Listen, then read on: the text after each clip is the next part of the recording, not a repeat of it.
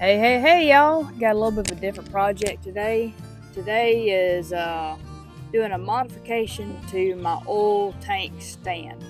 So this is built out of just rough cut 2x4s that was harvested off of our land. And they're really strong. The grain pattern in them is really strong, really tight. But one of the problems I've run into is these braces that come up, they're a little bit too tall.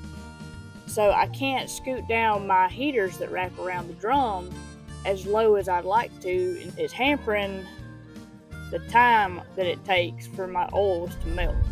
Because my recipe is a lot of hard oils. You've got lard, you've got shea butter, you've got coconut oil, which coconut oil don't take much time to melt. But the lard and the shea butter, it takes a little bit of time, a little bit of heat to melt those. So what we're going to do is we're just going to cut these off a little bit. That way we're going to leave about that much from the bottom to give it some stability. But also you're going to take enough height off where I can drop those heaters down a little bit, and we can get the oils to melt a little bit faster and make the process a little bit more time efficient. And sorry about the sound in the background. My big old German Shepherd decided he would join me today, and he was drinking some water. So anyhow, let's get going.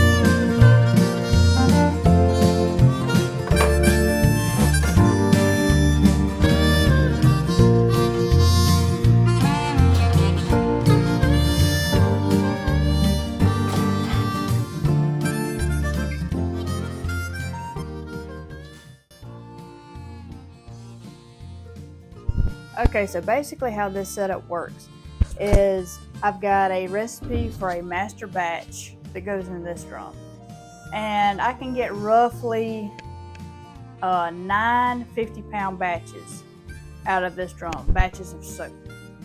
So I weigh my oils out using the scale. I'll put a bucket on there and I'll zero it out, and I'll measure by weight my oils, and then I'll put them in this drum. And once I've got everything in there, then I've got 2 of these heaters that wrap around the drum. Now the reason why I shortened the supports is because they were like way up here, so the heater, the lowest I could get a heater was here. With me cutting that much off of the legs, the supports, and all it really does, it just kind of keeps it from wobbling. Hang on a second.